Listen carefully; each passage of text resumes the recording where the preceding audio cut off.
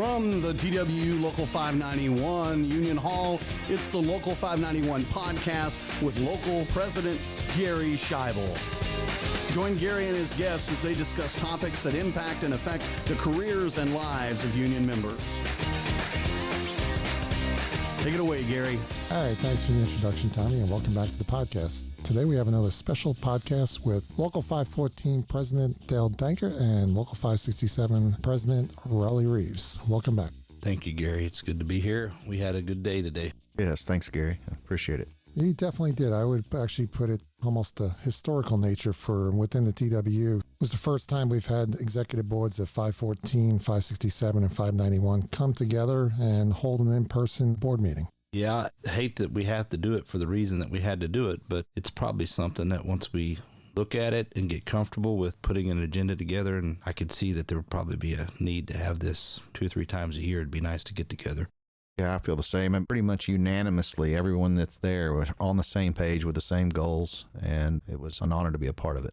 Yeah, and the reason or the major topic was the association and really dealing with the blue cards. And what was refreshing, and I'm sure it's refreshing to you two gentlemen, was the fact that we can walk out of that meeting today saying that we're no longer 3 rogue presidents. Yeah, absolutely. We're just 3 rogue locals now with rogue members and rogue e-board officers. Yeah, so maybe let's talk about really, after much discussion, the collective effort that we put together to file an appeal to the AFL-CIO convention, and that appeal will be going in this evening, but maybe talk a little bit about the letter that we put together. So our card drive states a little bit, but when you're talking about a card, you can't get a lot on there. So I think this is a 4-page document now that we got in its final form. We want to send President of AFL-CIO Liz Shuler a letter asking for her help, and we want to get it in time of their convention deadline. So we do have the majority of all of our boards. I'm looking at the document now. It's a lot of signatures. I was going to count them up as you was talking, but it'll be nice to see that Liz gets this and see how they respond, and then we'll get the cards to them soon. This letter speaks very clearly of our position, of the membership's position and the position they were put in. It's a straightforward request signed by just about everybody in all 3 locals. And I think that she has made statements in the past that she believes the membership should determine how a local's run and how the union operates. And I'm very hopeful that she'll take the time to look into it and help us out.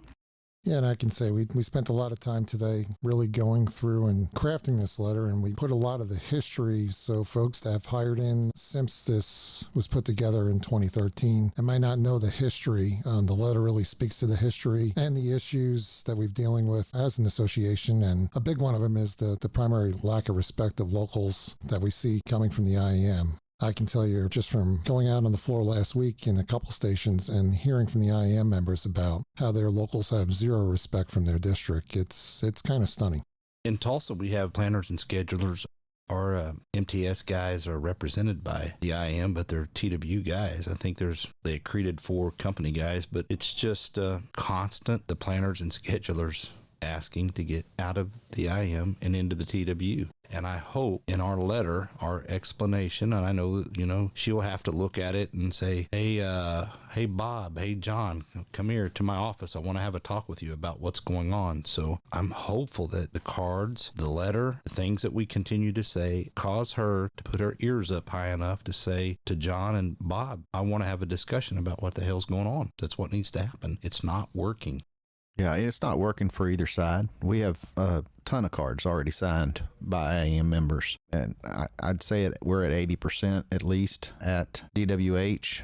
The MCT group, I would say half of the cards that we have are IEM members at this time. So this is not really on a memberships level. It's not a one-sided argument. Both groups are hoping for a vote, and I'm really hopeful that this gets us to our goal.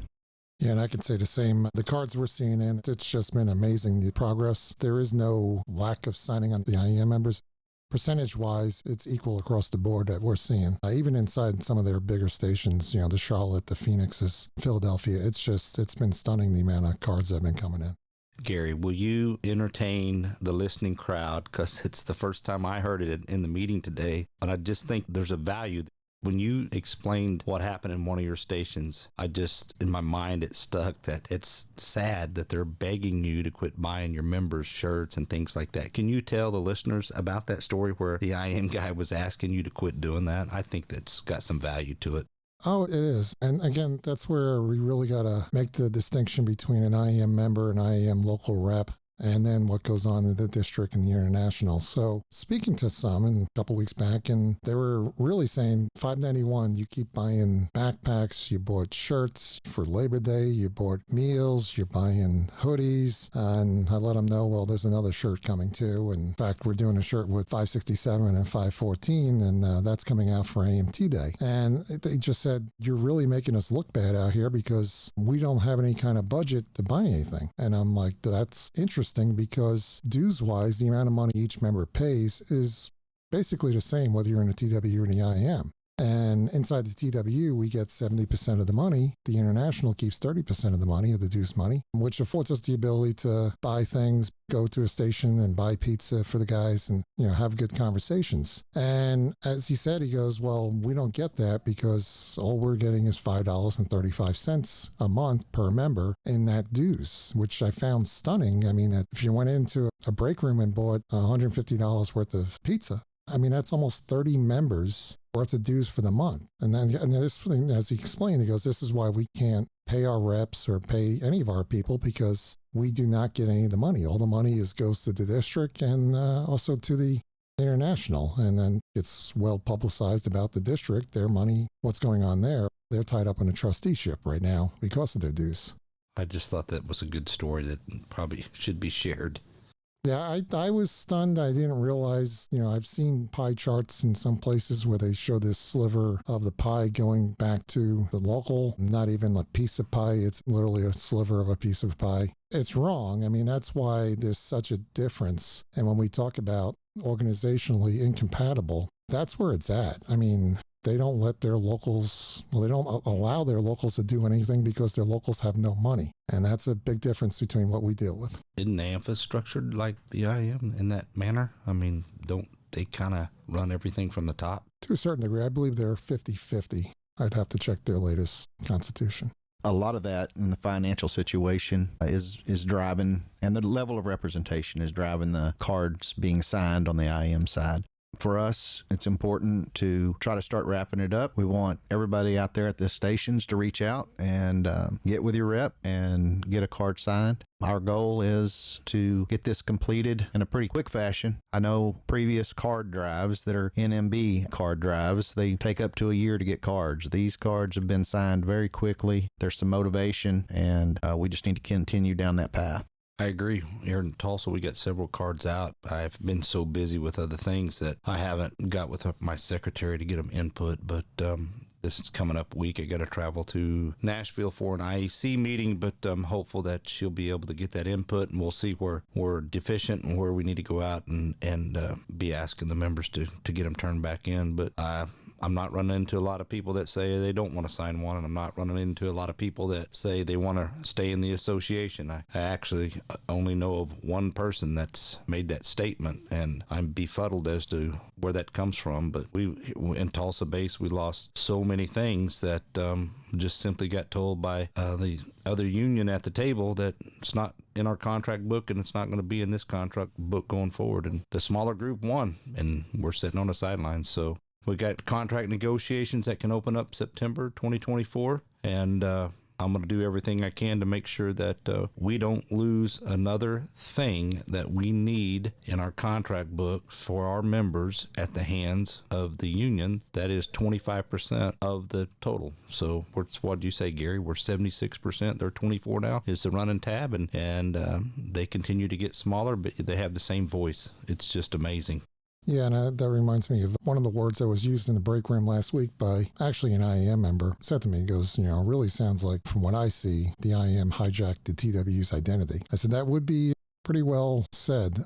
They did hijack our identity and hijack our ability to work the way we've always worked, and it's time to take it back. Yeah, I agree. The thing is, what stands out to me is the company and some of the statements along the way that they're much happier working with the IAM because they know that they're going to get away with what they want to get away with. And when it comes to us, we've been labeled as a militant group. It just shows that we fight for our membership and want to continue to do so. We want to be the sole champion for our membership. So we're no longer 3 rogue presidents, but I just counted this up. I think I counted 34 officers out of all 3 of our locals. Some couldn't come. Not all were able to attend, but it'll be interesting to see what letter they produce now. We got 34 or 35 rogue officers out of local 14, 567, and 591. Be fun. Yeah, I'm sure, somehow they spin it that the members are still not upset, but the next letter will come in the form of cards, and that's when we drop 10,000 rogue members on Liz Shuler's desk. Maybe that's when we'll get the message. Anything else that we missed? No, I don't think so. Raleigh, do you? I don't think so. I think we've kind of covered it. We just would encourage anyone out there that's listening to this to, and if you haven't signed a card, go find your rep. I know they're out there, and we're going to continue coming out and talking to folks. So please get a card signed and to us, and we'll do our best job to get the vote for the membership that they were promised, but it never took place. Yeah, and then Raleigh will also, I think Gary said it when he opened this podcast up, is we'll get this submitted timely to Liz Shuler for their convention. And I think, Gary, what did we say? We'd try to get it available to get out on all of our websites so the membership can read it. So there'll be a copy attached to where the podcast is at too. So going forward, obviously we want to redouble our efforts and get this wrapped up early in the summer. I'd like to see this association debacle that we're dealing with behind us before we hit the 1-year anniversary of the convention, so we could start planning our negotiating strategy for 2025 negotiations, which are going to open up in September of 2024. That's coming up pretty quickly. That said, I do want to thank President Danker and President Reeves for coming in today. You're welcome. Glad to be here. Yeah, thank you, Gary. It was a good day. The kind of historic, all our executive board members and section vices coming in and all meeting together, and a lot of great conversations. So thank you for that and the invitation. Come to Tulsa next time. Pizza's on us. I definitely plan on doing that. We definitely do need to keep this momentum going and get our executive boards together again, maybe sometime this summer or after summer. Thanks again to both of you gentlemen, and thanks for everybody for listening, and we'll see you next time on another podcast. For more information about TWU Local 591, go to local591.com.